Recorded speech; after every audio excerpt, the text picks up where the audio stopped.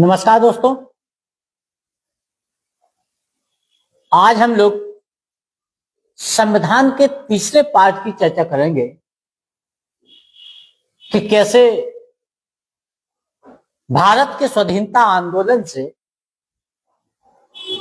संविधान के बीज का अंकुरण हो जाता है। पिछले दो पार्ट में हम लोगों ने जो चर्चा की थी, आज उसी चर्चा को हम लोग फिर से आगे बढ़ाएंगे और बात करेंगे सेकंड पार्ट से आगे की। देखिए, 5 मार्च 1931 को जैसे ही भारत में गांधी और इरविन के बीच में गांधी इरविन पैक्ट हुआ, वैसे ही कांग्रेस ने यह घोषणा कर दी कि दूसरे गोलमेज सम्मेलन में महात्मा गांधी कांग्रेस के प्रतिनिधि के रूप में उपस्थित होंगे। और जैसा कि कांग्रेस ने घोषणा की थी, उन्होंने अपने प्रतिनिधि के रूप में महात्मा गांधी को दूसरे गोलमेज सम्मेलन में भाग लेने के लिए भेजा। 7 मार्च 1931 को फिर से लंदन की गोलमेज परिषद में हिंदुस्तान के बहुत से वर्गों का प्रतिनिधित्व करने वाले प्रतिनिधियों का वहां जमावड़ा इकट्ठा हो गया। लेकिन दुनिया की नजरें सिर्फ दो लोगों पर टिकी थी। एक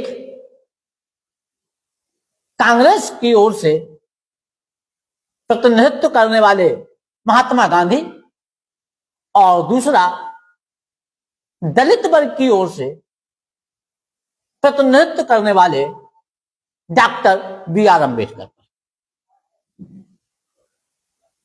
7 मार्च 1931 को 7 सितंबर 1931 को जैसे ही गोलमेज परिषद का प्रारंभ हुआ, तो सबसे पहले महात्मा गांधी का भाषण हुआ। महात्मा गांधी ने ब्रिटिश राज सत्ता को अवगत कराते हुए कहा कि हिंदुस्तान की समस्त जनता, सभी धर्म, सभी वर्ग, सभी जातियों की ओर से प्रतिनिधित्व करने वाला एकमात्र प्रतिनिधि मैं हूं। जब महात्मा गांधी ने अपना ये वक्तव्य दिया, तो डॉक्टर बी.आर. अम्बेडकर ने उनके इस वक्तव्य का जवाब देते हुए कहा कि जैसा कि गांधी जी कह रहे हैं, गांधी जी का यह दावा झूठा है कि हिंदुस्तान की सारी जनता, सभी वर्ग, सभी धर्म और सभी जातियों की ओर से प्रतिनिधित्व करने वाले एकमात्र प्रतिनिधि महात्मा गांधी हैं। उन्होंने महात्मा गांधी के ऊपर आरोप लगाया कि महात्मा गांधी का जो दावा है, ये दावा एक तरीके से बिल्कुल निराधार है। Doctor B R. अम्बेडकर ने ब्रिटिश राज सत्ता को अवगत कराते हुए कहा कि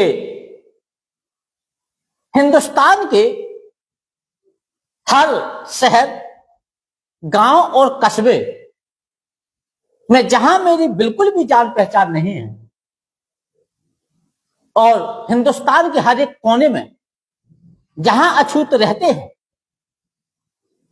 उन्होंने मेरा समर्थन करने के लिए मुझे तार पत्र भेजे हैं। दूसरा आरोप एक बार फिर से डॉक्टर बी.आर. अम्बेडकर ने महात्मा गांधी के ऊपर लगाया और ब्रिटिश राज सत्ता को अवगत कराया कि महात्मा गांधी ने मुसलमानों के साथ समझौता कर लिया है और समझौता यह हुआ है कि मुसलमान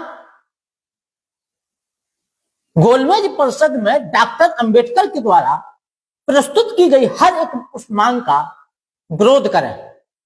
उसके एवज में वो मुसलमानों की 14 सूत्री मांगें स्वीकार करने के लिए तैयार हैं। उन्होंने आगा खां को कुरान की शपथ दिलाई और कहा कि तुम परिषद में डॉक्टर अंबेडकर की किसी भी मांग का समर्थन मत करना।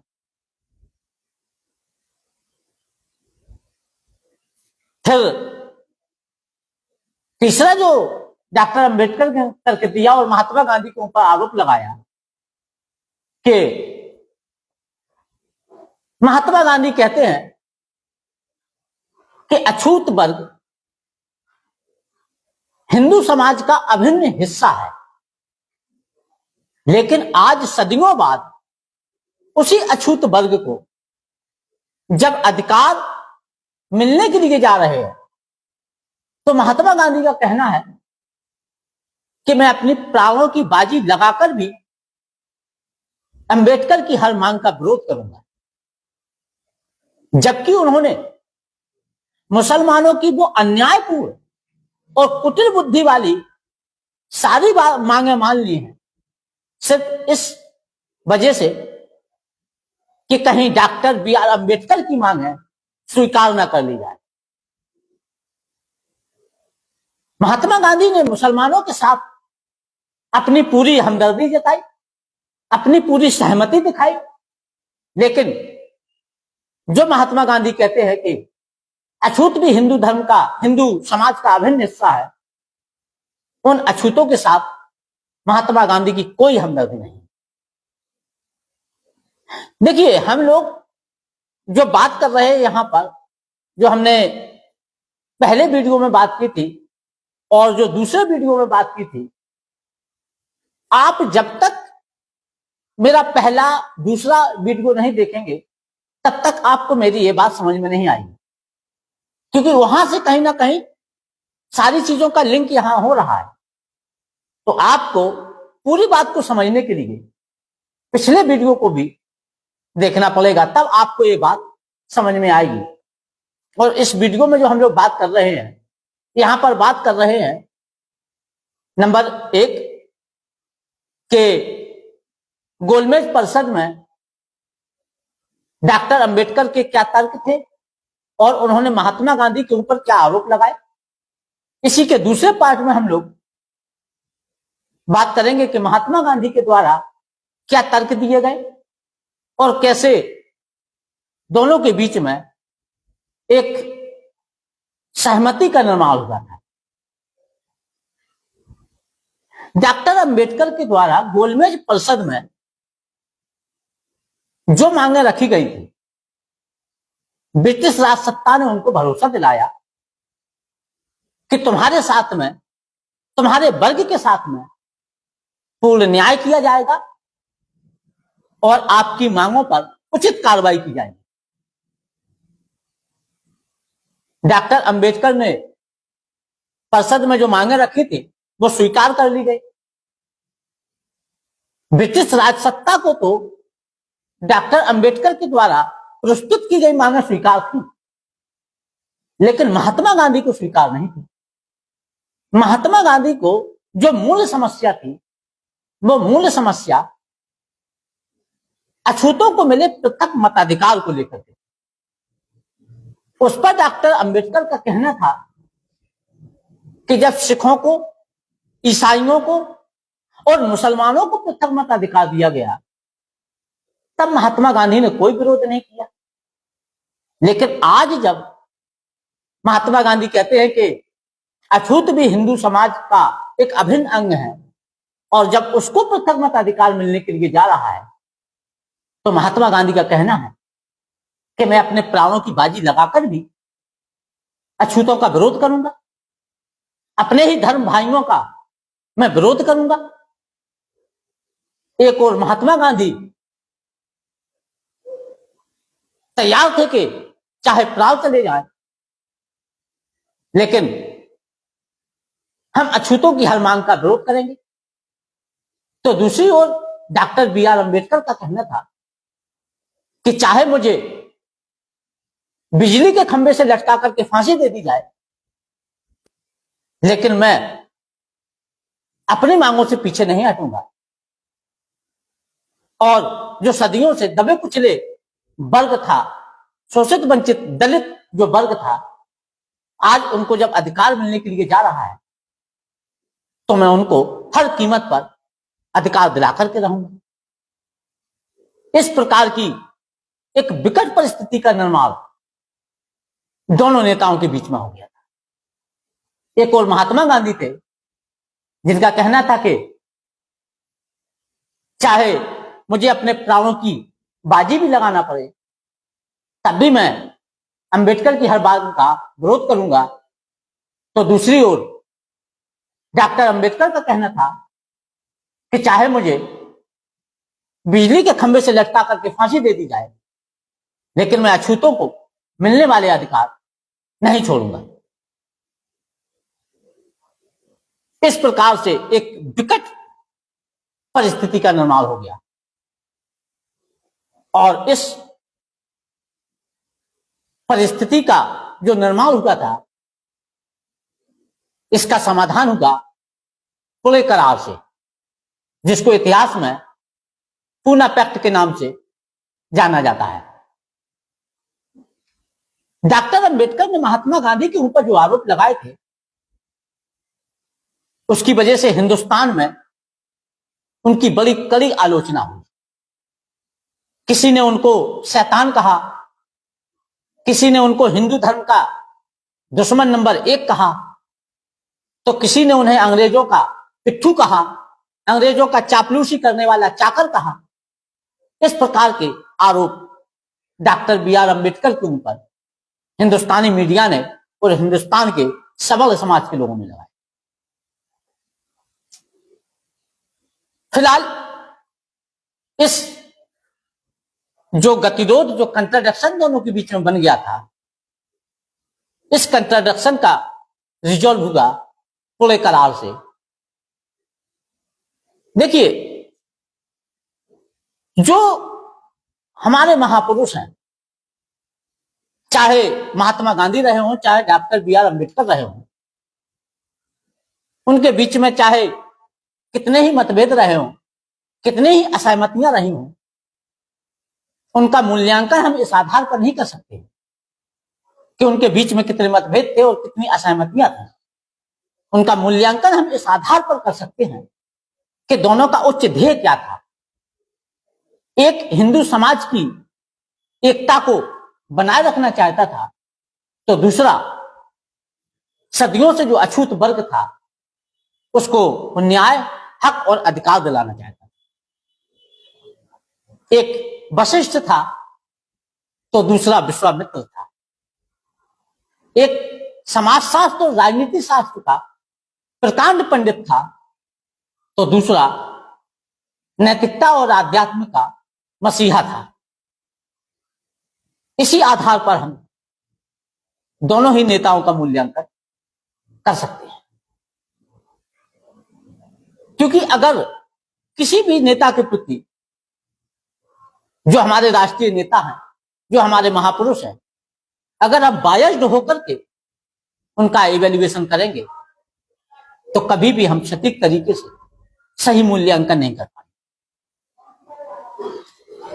अब देखिए, पुणे करार की जब बारी आई, जिसे इतिहास में पूना पैक्ट कहा जाता है, वहां पर महात्मा गांधी ने क्या तर्क दिए।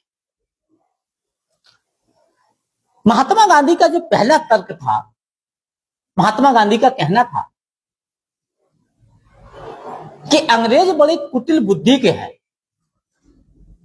वो भारत की एकता को छिन्न भिन्न कर देना चाहते हैं और फूट डालो तथा राज करो की नीति के माध्यम से अपना शासन बनाए रखना चाहते हैं। उन्होंने कहा कि जिस प्रकार से अंग्रेजों ने सिखों को, ईसाइयों को और मुसलमानों को पृथक मताधिकार देकर के भारत की एकता को पहले ही तोड़ दिया है, भारत की एकता को पहले ही छिन्न भिन्न कर दिया है, आज अब वही अंग्रेज हिंदू समाज में भी सेंध लगाने का प्रयास कर रहे हैं। वो हिंदू समाज की एकता को भी तोड़ देना चाहते हैं। हिंदुओं में भी वो अछूतों को पृथक मताधिकार देकर के उसको हिंदू समाज से अलग कर देना चाहते हैं, जबकि ये अछूत वर्ग सदियों से हिंदू समाज का अभिन्न हिस्सा रहा है। अगर आज हिंदू समाज से इस अछूत, या हम ये कहें कि अछूत हिंदुओं को एक तरफ कर दिया गया, उनको अलग कर दिया गया, पृथक कर दिया गया, तो हिंदू समाज कमजोर पड़ जाएगा। उन्होंने जो अपना दूसरा तर्क दिया कि परिषद में, गोलमेज परिषद में अछूतों को जो अधिकार दिए जा रहे थे, वो कौन से अधिकार दिए जा रहे हैं? वो राजनीतिक अधिकार दिए जा रहे हैं। उन्होंने डॉक्टर अंबेडकर से पूछा कि क्या राजनीतिक अधिकार मिल जाने से आपकी सामाजिक स्थिति में सुधार आ जाएगा? क्या सामाजिक स्थिति सुधर जाएगी? सिर्फ राजनीतिक अधिकार मिल जाने से सामाजिक स्थिति में कोई सुधार नहीं आएगा। और अछूतों को यदि हिंदू समुदाय से अलग कर दिया जाएगा तो फिर तो समाज सुधार का काम ही समाप्त हो जाएगा, समाज सुधार का पूरा काम ही रुक जाएगा। किसी भी प्रकार के हिंदुओं में समाज सुधार की कोई गुंजाइश ही नहीं बची रहेगी। तो सिर्फ राजनीतिक अधिकार मिल जाने से सामाजिक स्थिति में कोई सुधार या कोई बदलाव नहीं आएगा। उन्होंने कहा कि राजनीतिक अधिकार जो आपको मिल रहे हैं, राजनीतिक अधिकारों की वजह से अगर जो अछूत समुदाय है ये हिंदू समाज से अलग हो गया तो ये तो हमेशा ही अछूत बनी रहेंगे, फिर तो समाज सुधार का कोई मामला ही नहीं रह जाएगा। महात्मा गांधी का कहना था कि मैं आपके राजनीतिक अधिकारों का विरोधी नहीं हूं, मैं तो सिर्फ विरोध कर रहा हूं उस पृथक राजनीतिक अधिकार का जिसकी वजह से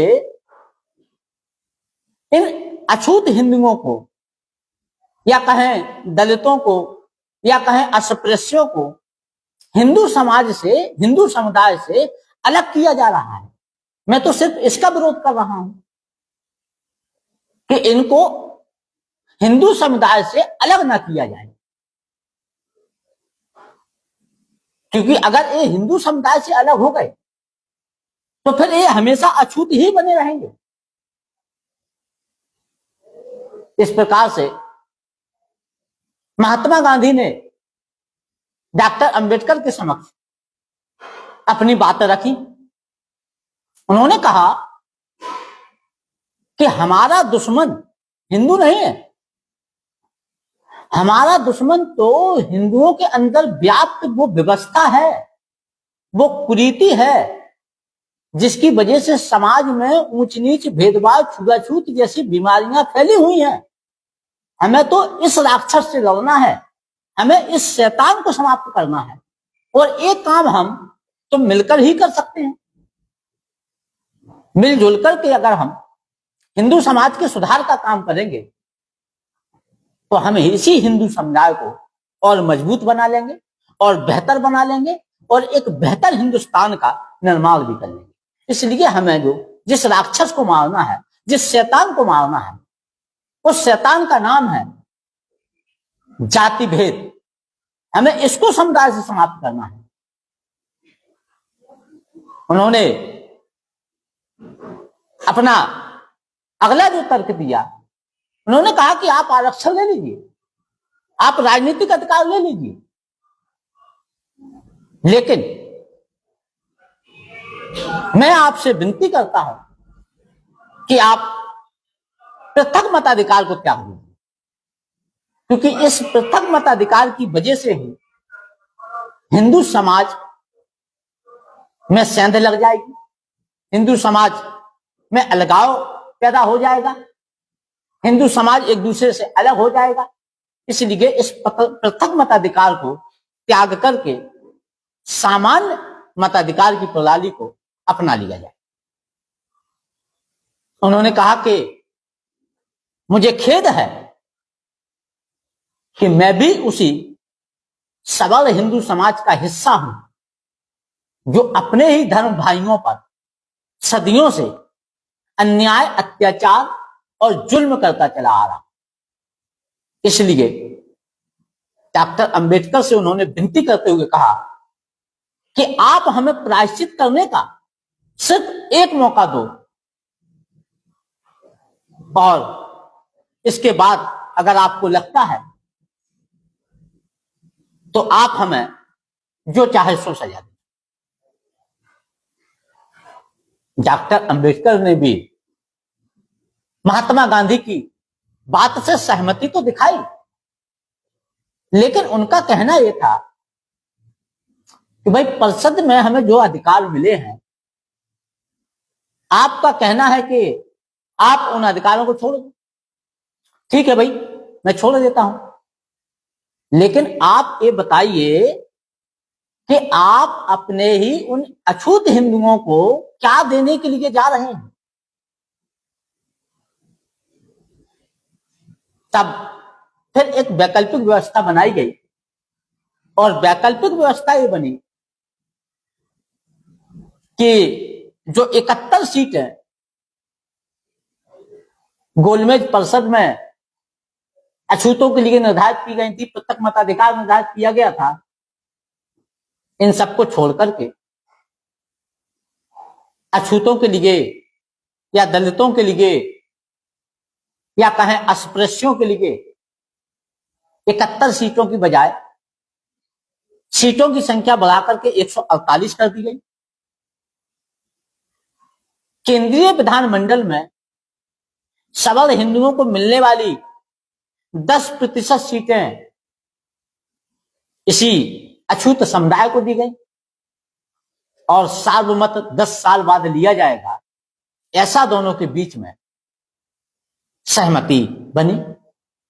डॉक्टर बी.आर. अम्बेडकर और महात्मा गांधी के बीच में पूना में जो सहमति बनी, उस सहमति पत्र पर दस्तखत हुए, और इतिहास में इसी सहमति पत्र को पूना पैक्ट या पुणे करार के नाम से जाना जाता है। तो यहां पर दो महात्माओं का हम ये कह सकते हैं कि मिलन होगा।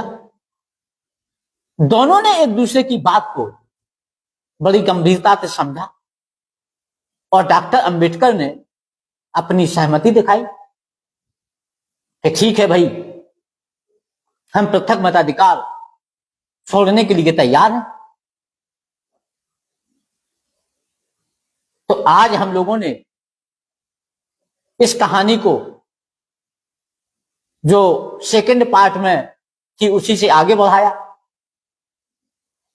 और आज इस कहानी का यहीं पर हम लोग अंत भी करेंगे।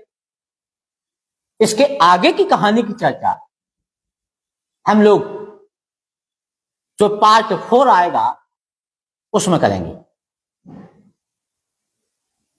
और चर्चा करेंगे संविधान की यात्रा जैसे जैसे आगे बढ़ेगी, वैसे वैसे हम लोग प्रयास करेंगे इस बात का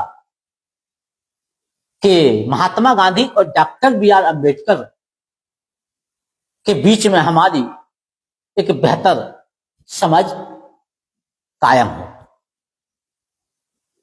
तो आज के लिए बस इतना ही। धन्यवाद।